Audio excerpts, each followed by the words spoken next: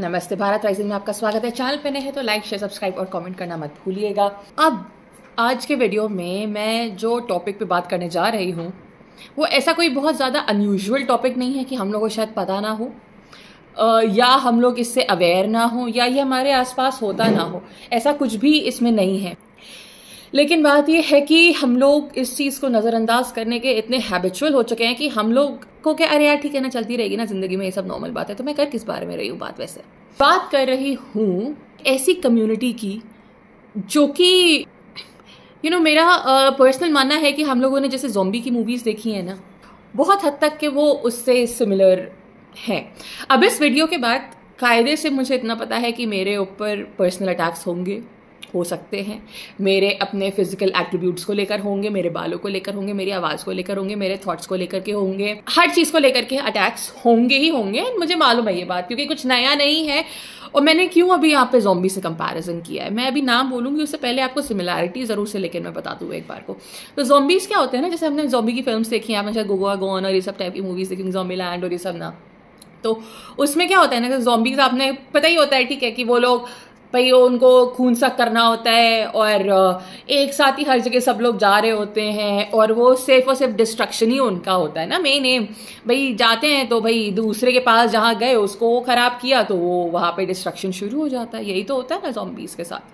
अब आप यहाँ पे सिमिलैरिटीज़ देखिएगा, मैं जो बात बोलना चाहती हूँ मेरी सिमिलैरिटीज़ क्या होंगी। सिमिलैरिटीज़ यहाँ पे ये है कि अगर आपने इन लोगों के खिलाफ एक शब्द आपने बोल दिया, या अगर आपने इनको इनके आईना दिखा दिया, अगर आपने इनको इनकी सच्चाई दिखा दी, तो सरतन से जुदा किनारे लगने शुरू हो जाते हैं। किया जाता है। नुपुर शर्मा ने किया क्या था, इनकी असलियत ही तो बोली थी भैया जो लिखा हुआ था, लेकिन तब से वो महिला नजरबंद है। उसको सपोर्ट करने के चक्कर में 6 लोगों की जानें ले ली गई। ये कम्युनिटी है। मजे की बात यह है कि यहाँ की जो महिलाएं हैं उनका दिमाग भी वाइट वॉश्ड है।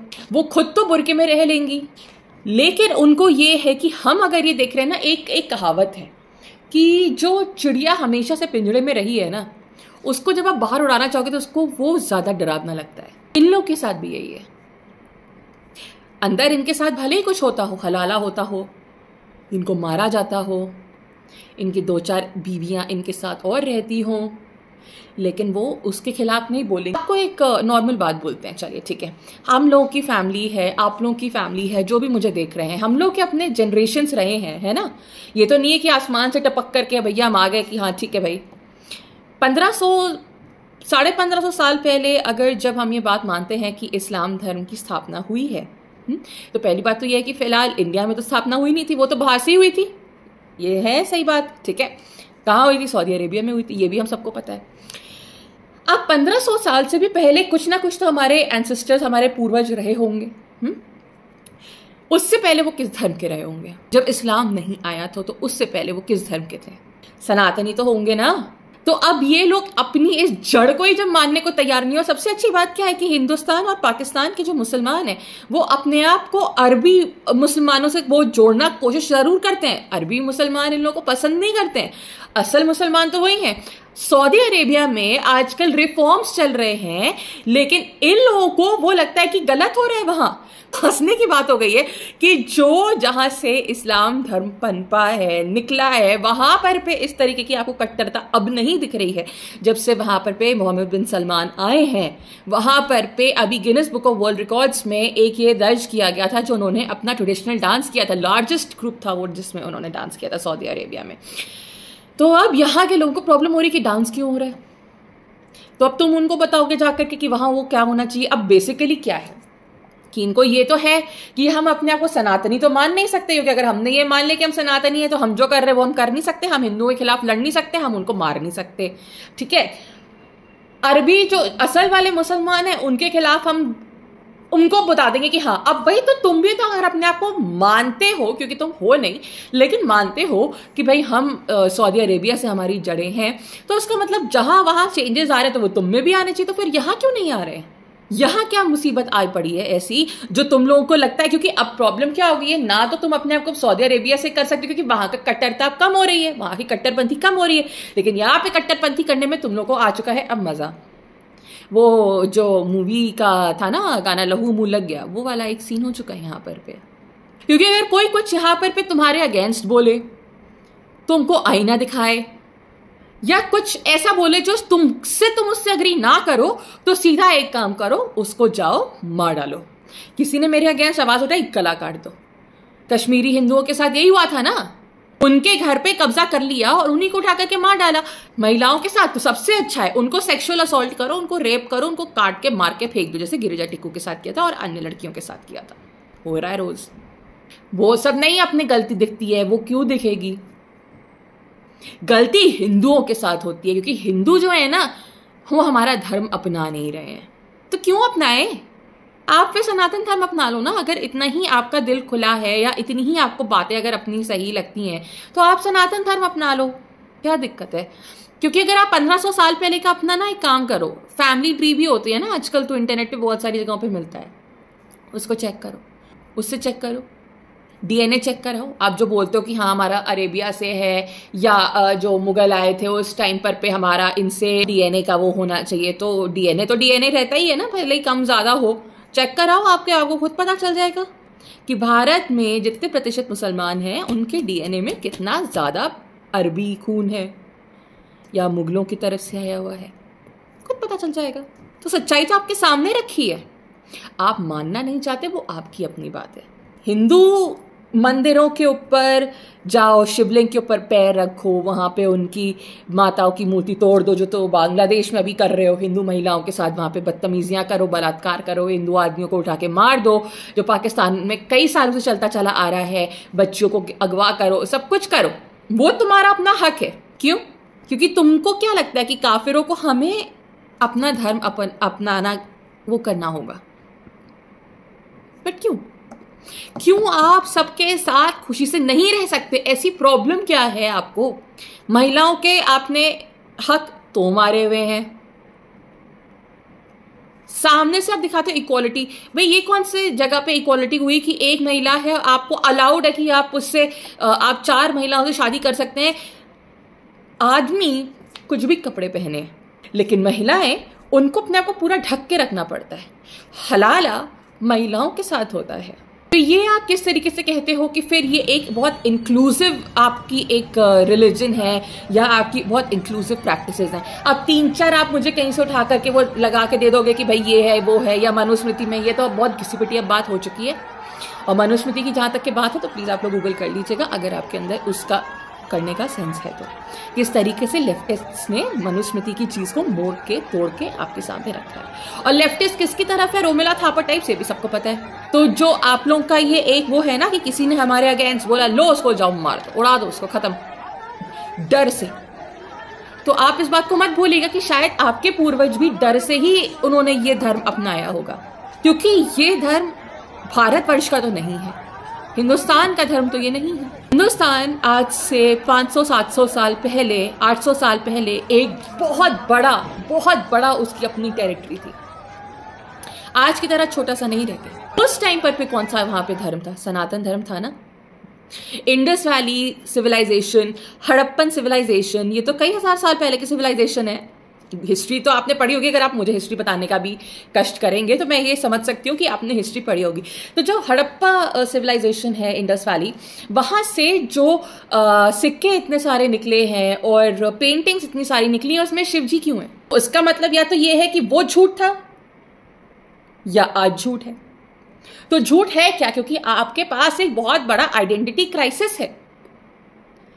आपको नहीं पता कि आप एक्चुअली कहां पर लैंड करते हो, और बहुत ही एक आसान तरीका आपने ढूंढ लिया है कि लो और लोगों को मार दो। वीके सिंह के बारे में आपने लिखा है, जब वो जाते हैं बांग्लादेश में, what he found there. VK Singh was the intelligence officer of 2 Rajput and they were part of 23 division. जब ये वहां पहुंचे हैं तो इनको क्या मिला? They walked into a properly fenced off area and there were 300 women जो उनको वहां पे रखा गया था, और पाकिस्तानी कैप्टन्स। इंडियन आर्मी को देखते ही उन्होंने हाथ ऊपर कर लिया। अब ये जो औरतें थी, इनके ऊपर एक भी कपड़ा नहीं था। 200-300 दे वर स्टार्क नेकेड। सबके सब प्रेग्नेंट थी, कोई 4 महीना, कोई 5 महीना, कोई 8 महीना। उनको कोई कपड़ा नहीं दिया गया कि ये सुसाइड ना कमिट करें। So when the army walked in fact VK की पिस्टल को ग्रैब करने की कोशिश की है कि they wanted to shoot themselves. And interestingly, क्योंकि अमेरिका इनको सपोर्ट कर रहा था, ये कभी जेनोसाइड नहीं डिक्लेयर हुआ। उसमें लिखा है 5 लाख औरतों का रेप हुआ था, ऐसे कुछ है, और 25,000 रेप से बच्चे पैदा हुए थे।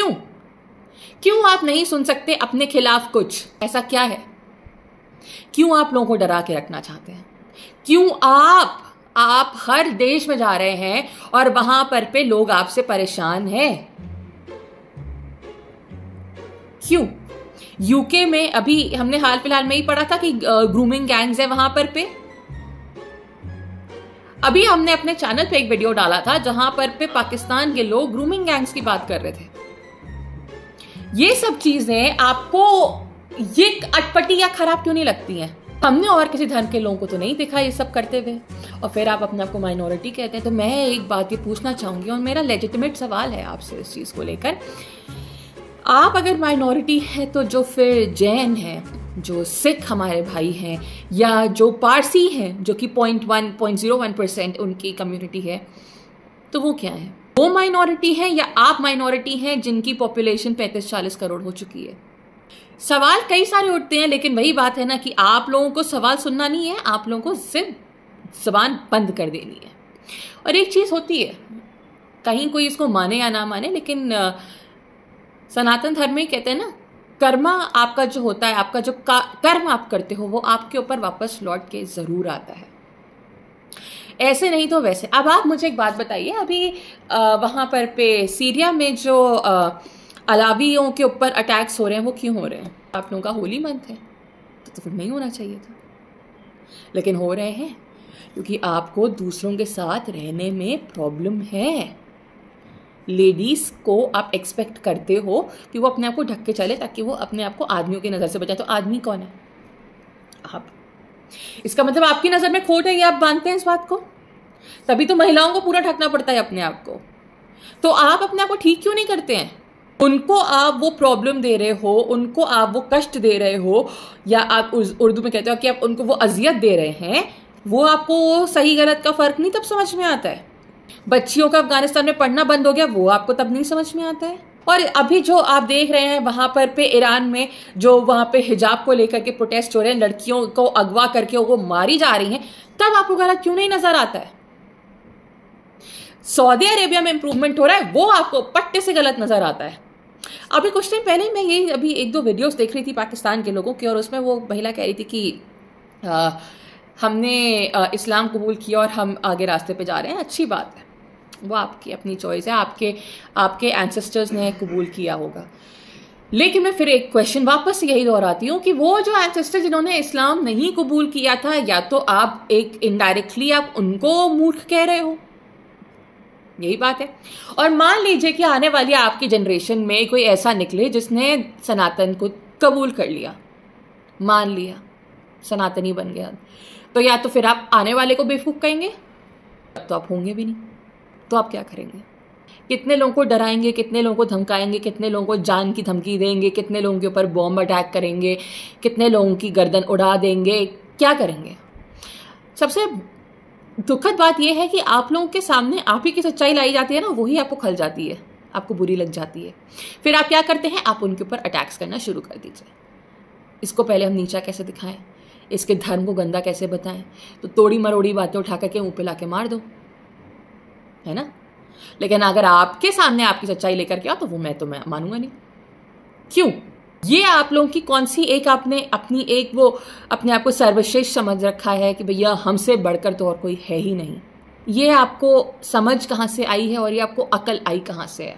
या तो आप सबके साथ एक भाव से रहिए, जो पॉसिबल ही नहीं होता है, क्योंकि हिंदू मंदिरों के ऊपर तोड़ तोड़ के आपके औरंगजेब महाशय ने उन्होंने यहाँ पर पे अपनी मस्जिदें बनाई हैं, जो कि सच्चाई अब निकल रही है ASI के उससे। उसको भी मत मानिएगा, वो भी झूठ होगी। काशी विश्वनाथ धाम में शिवलिंग के ऊपर शायद आप लोग वुजू कर रहे थे, मुझे जहां तक याद है, वो आप मत मानिएगा, वो फाउंटेन हो गया ना शिवलिंग, यही बात है। लेकिन हम एक बात मैं आपको बताती हूँ यहाँ पर कि सनातन धर्म में ना हर चीज एक चक्र से चलती है, हर चीज का एक चक्र होता है, समय का चक्र होता है। और समय का चक्र ऐसा होता है कि जब वो घूम के आपके ऊपर वापस लौट के आता है ना, तो वो रुला देता है।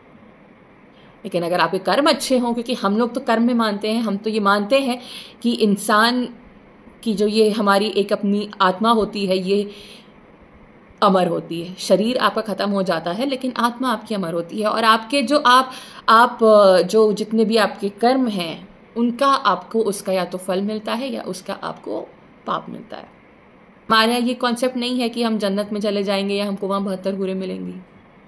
और एक फैक्ट है कि अब तक के जैसे जितने भी साइंस में बातें प्रूफ हुई है ना, वो सनातन धर्म के ये लोगों ने जो तो पहले फैक्ट निकाला हुआ है ना, उसी को लेकर के प्रूफ हुई है। अब आप इसके ऊपर बहस शुरू कर दीजिए, वो एक अलग बात है, लेकिन प्रूफ यही है कि चाहे आप उसको ग्रेविटी को बोल लीजिए, चाहे आप पृथ्वी के स्फेयर को लेकर के बोल लीजिए, हर चीज़ सनातनी जो लोग थे उन्होंने इस चीज़ की रिसर्च करी हुई है। सारी चीज़ें आपके सामने हैं, चाहे वो वराह मीर हो, चाहे वो आर्यभट्ट हो, चाहे वो ऐसे कितने सैकड़ों और लोग हों जिन्होंने कंट्रीब्यूशन किया है।